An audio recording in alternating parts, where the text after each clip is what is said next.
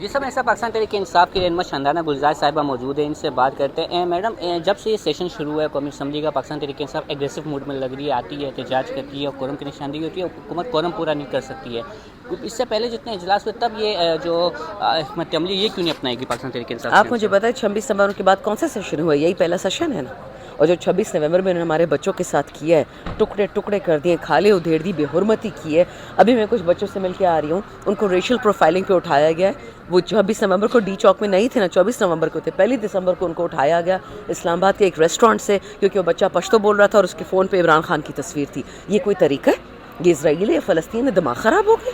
کر کیا رہے ہیں ہمارے ساتھ؟ ہم تو پروٹیسٹ کریں گے، ہم ان کو یہ ملک نہیں توڑنے دیں گے۔ اس وقت ہم عمران خان یا پی ٹی آئی کے لیے پروٹیسٹ نہیں کر رہے، ہم پاکستان کے لیے پروٹیسٹ کر رہے ہیں۔ اس سے پہلے آپ کہتے 26 نومبر کے بعد پہلا اجلاس ہے، لیکن اگر یہ حکمت عملی پہلے کی ہوتی 26 نومبر جب 26ویں ترمیم ہو رہی تھی، تب بھی جو ہے اس طرح کی جہرانہ حکمت عملی نہیں تھی۔ میں تو تھی جی، میں اس اسمبلی میں تھی اور میں اور علی محمد نے اکیلے ان 200 ممبرس کو آڑے ہاتھ لیا۔ خواجہ آصف جھوٹ بول رہا تھا خان کے بارے میں، گندی باتیں کر رہا تھا، ہم دو نے اس کا جو ٹھکانہ لگایا ہے۔ 200 لوگ اس وقت چپ بیٹھے ہوئے تھے، ان کو پتہ تھا کہ خواجہ آصف گندی بات کر رہا ہے۔ باقی جماعت آپ کی جو کیا ارکین ہیں وہ آپ کا ساتھ کیوں نہیں دے رہے تھے اور ابھی جا کے جہرانہ؟ ہمیں آرڈر آیا تھا خان صاحب سے، بہت لوگوں نے کہا کہ خان صاحب کہہ رہے ہیں کہ مت پہنچو اسمبلی، آپ کو بھی اٹھا لیں گے، کیونکہ اس سے کچھ دن پہلے شیر افضل وغیرہ کو اٹھا کے لے گئے تھے، 9 کو، ہم 10 کو آئے تھے۔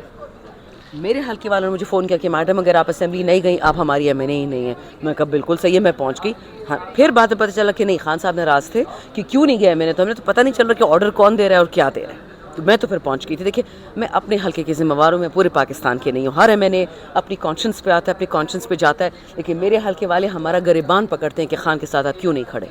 میڈم، 190 ملین پاؤنڈ کیس کا فیصلہ ہے، کہا جا رہا ہے کہ جو لوئر ٹیم تھی خان صاحب کی، انہوں نے صحیح طرح ٹیکل نہیں کیا اس کیس کو، جو چیزیں پیش کی جا سکتی تھی دفاع میں وہ پیش نہیں کی جا سکی۔ کیا اس حوالے سے جو پارٹی قیادت یا جو قانونی ٹیم ہے ان سے آپ نے سوالات کیے کہ کیوں جو چیزیں جمع کی جا سکتی تھی، احمد نورانی صاحب جو چیزیں لائے سکے، وہ لوئر قانونی ٹیم کیوں نہیں لا سکی؟ جی بالکل، علی محمد صاحب بھی وکیل ہیں، انہوں نے یہی سوال اٹھائے ہیں اسمبلی میں، پارٹی میں بھی پراؤڈ آف ہم۔ باقی بات رہی، کیونکہ میں نہ کسی انتظامی ڈھانچے کا حصہ ہوں، کو committee, political committee, negotiating committee, legal committee, جو لیگل کمیٹی کا ہیڈ تھا اس ٹائم پہ، جو بھی تھا اس سے بالکل پوچھنا چاہیے سوال۔ لیکن یاد رکھیں، ہائنڈ سائٹ ویژن ہمیشہ 20/20 ہوتی ہے، فیوچر پلان کرنا بڑا مشکل ہوتا ہے۔ کہتے ہیں ہسٹری میں تو ہم ساری ایکسپرٹ ہیں نا، سو ہو سکتا ہے، ہو نہیں بھی سکتا، لیکن مین ایشو بچے ڈیل کی ہے۔ They want a deal and Khan is not agreeing to a deal. Why should he do a deal? اللہ نے اس کو پیسہ دیا ہے، رزق دیا ہے، بچے دیے، نام دیا ہے، سب کچھ دیا ہے، بیٹھا رہے گا وہ جیل میں، 500 دن بیٹھ گیا، 1000 بھی بیٹھ جائے گا۔ یہ سمجھتے نہیں ہے ہماری لڑائی گیدڑوں سے ہے، گیدڑ بھی ہیں اور بکاؤ بھی ہیں، تو ان سے کیا آپ بات کرو گے؟ ان کی سمجھ میں ہی وہ بات نہیں آتی۔ You cannot talk to a closed book. کیا بات کرو گے؟ میڈم، دیکھنے میں آیا کہ پاکستان تحریک انصاف کے جو رہنما ہیں وہ الگ الگ باتیں کرتے ہیں۔ بیشتر گور نے کل بات کی، انہوں نے کہا کہ ملک کے خاطر مذاکرات کو کامیاب بنائیں، لیکن دوسری طرف سے دیگر رہنما جو ہے جہرانہ ان کے بیانات بھی سامنے آ رہے ہیں۔ تو اس حالات میں جو مذاکرات اس میں پیش رفت کیسے ہوگی، کیا مستقبل دیکھ رہی ہیں؟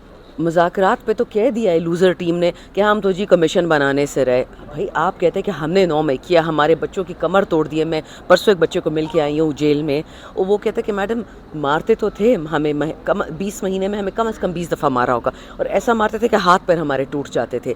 لیکن کہتے ہیں اس کے بعد یہ جو میڈیکل چیک اپ کرتے تھے اور جس طریقے سے ہمیں برہنہ کر کے ہماری ویڈیوز بناتے تھے، اور جو ہمارے ساتھ یہ اسالٹ کرتے تھے، سیکشول اسالٹ میڈیکل اس کی چیک اپ کے نام پہ، کہتے ہیں میڈم اس سے بہتر تھا ہم مر جاتے۔ آپ پاکستانی لڑکوں کے ساتھ ایسا کرتے ہو، کلبھشن ابھی نندن کے ساتھ تو نہیں کیا، چلو مسلمان نہیں بھی تھا، پاکستانی تو تھا نا۔ تو آپ مجھے بتاؤ، یہی بغیرت اب آگے سے کہتے کہ نہیں 9 مئی تو آپ نے کیا تھا، لیکن CCTV فوٹیج نہیں نکالیں گے۔ کیوں نہیں نکالو گے؟ آپ کے باپ کا پاکستان ہے، ہمارا پاکستان، نکالو وہ فلمیں۔ اگر ہم نے پاکستان کو آگ لگائی ہے، دو ہمیں سزا، لیکن نہ یہ 9 مئی پہ کمیشن بٹھانا چاہتے ہیں، نہ 26 نومبر پہ۔ یہ ان کا باپ کا پاکستان ہے جس کو گولی مار دی، سنائپر کر دیا، دل میں سوراخ کر دیا، عورتوں کو بیوہ کر رہے ہیں، ان سے کوئی پوچھے گا نہیں؟ ٹیکس کے پیسے تو ہم بھرتے ہیں، عوام، اور یہ بدماشی ان کی ہے۔ بچہ انف از انف، ختم، بات ختم۔ لاسٹ سے بتا دیں، 8 فروری کو خان صاحب نے احتجاج کا کال دی ہوئی ہے، کس طرح احتجاج کیا جائے گا؟ اگر مذاکرات ناکام ہوتے ہیں تو کیا اسلام آباد کی طرف آئے؟ مذاکرات یہ نہیں ہیں، یہ ان لوگوں کی ڈیسپریشن ہے کہ کسی نہ کسی طریقے سے مریم بلاول کو 1 سال کے لیے PM کرنا ہے، کیونکہ PDM کو وعدہ کیا گیا تھا کہ خان کو ہٹانے کے بعد 1 سال یہ منحوس PM بنے گی اور 1 سال یہ دوسرا منحوس بنے گا PM۔ خان وہ نہیں مانتا، ڈیل تو یہ ہے ساری کہ تم بیٹھے رہو گھر میں اور ان کو بادشاہ بناؤ۔ بہت بہت شکریہ میڈم۔